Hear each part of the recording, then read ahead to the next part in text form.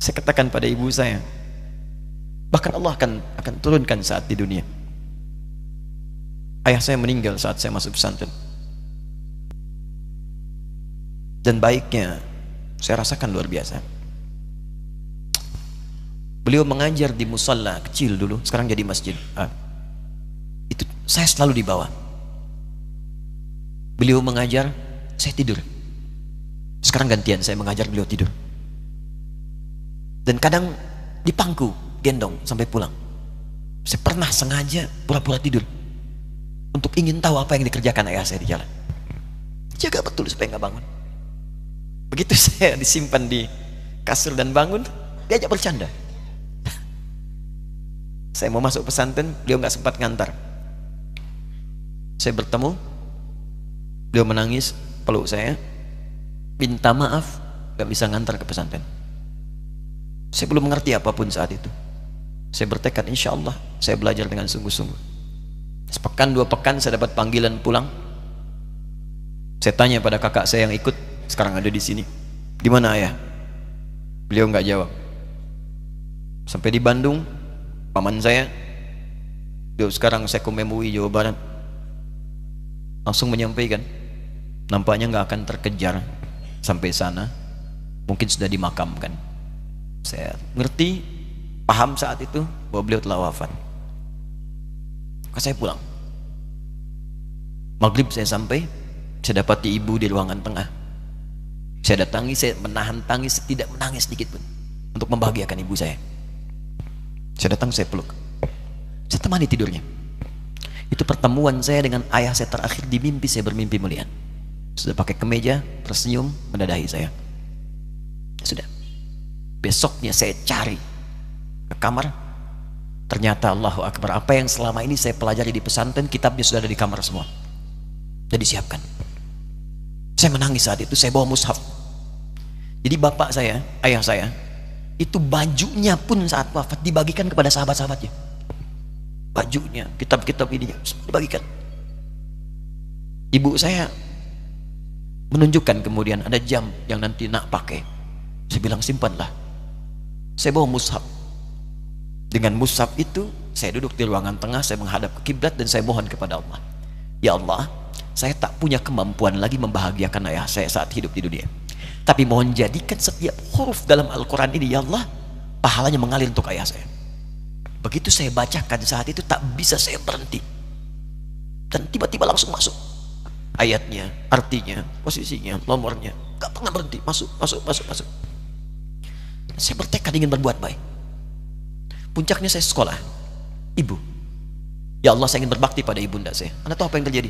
Demi Allah saya katakan, ketika Anda bersabar, ibu saya, Bu, Pak, itu krisis 97, Pak. Waktu krisis saya masuk pesantren, saya diberikan sempurna bekal seperti anak-anak lain. Rupanya ibu saya sudah tanya kepada santi-santi, orang tuanya, berapa bekal Anda kasihkan? Dikasih yang paling tinggi itu dikasihkan pada kami tiap bulan. Saya terima.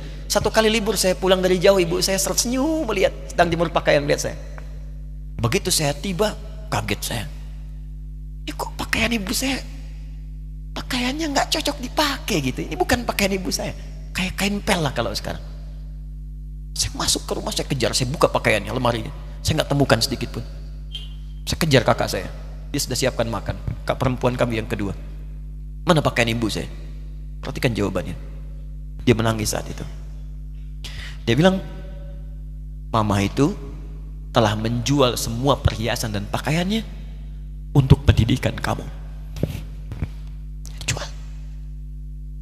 Untuk kita, katanya. Jual. Dan bertahan dengan 150.000 per bulan saat krisis. Jadi rupanya ibu saya itu makan nasi sehari cuma sekali. Beliau mengajar. Di berangkat sekolah itu cuma makan pisang, minum kopi, makan nasinya malam. Saya bilang, ya Allah, saya akan ganti baju ibu saya dengan kain ihram dan saya gandeng tangannya di Masjidil Haram. Itu apa yang terjadi? Begitu saya kuliah di Libya, alhamdulillah, saya berangkat, saya mulai mengajar, saya serius belajar. Saat itu kemudian Allah mulai berikan jalan. Saya ingin sungguh-sungguh. Malam saya bangun, saya sholat, saya belajar, saya menghafal Quran, saya belajar riwayat Quran. Sampai puncaknya tiba.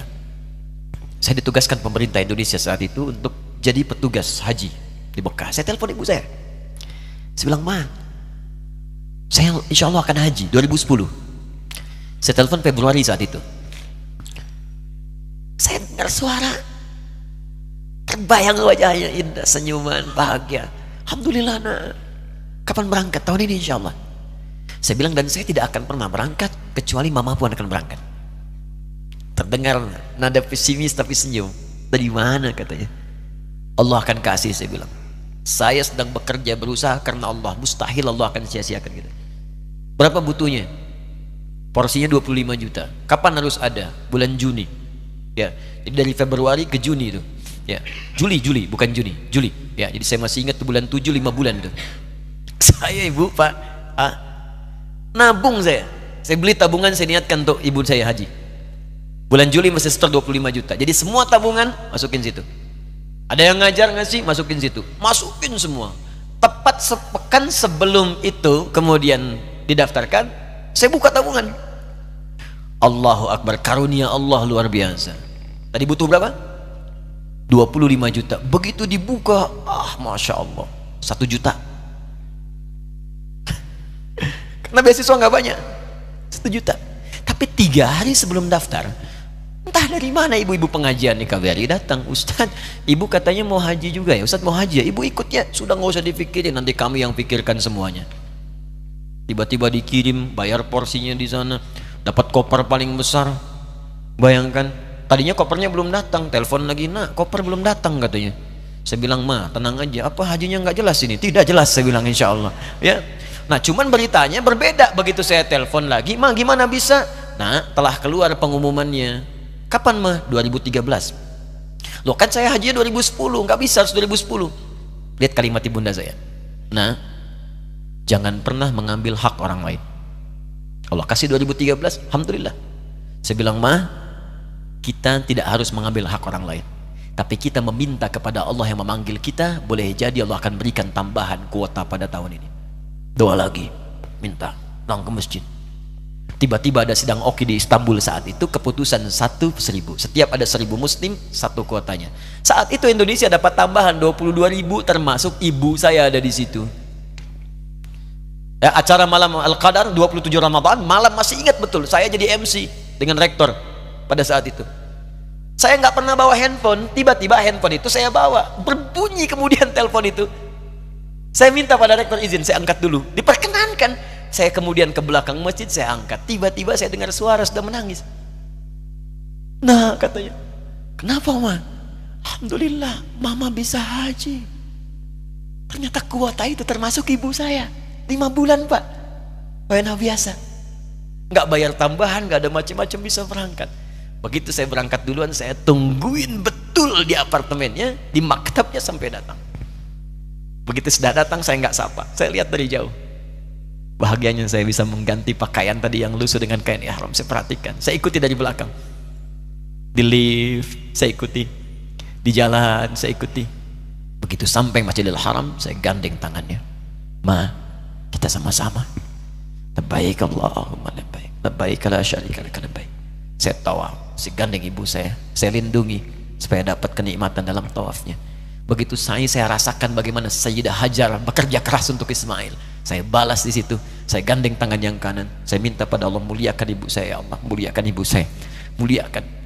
Berikan saya kesempatan membahagiakannya. Cuman yang kanan digandeng, yang kiri kosong, karena sudah tidak ada. Jadi ketika Anda belajar pun untuk menjadi ulama, Allah akan muliakan Anda. Orang tua Anda akan dapat bagiannya. Yang hafal Quran itu Musa, yang bisa haji bapak ibunya.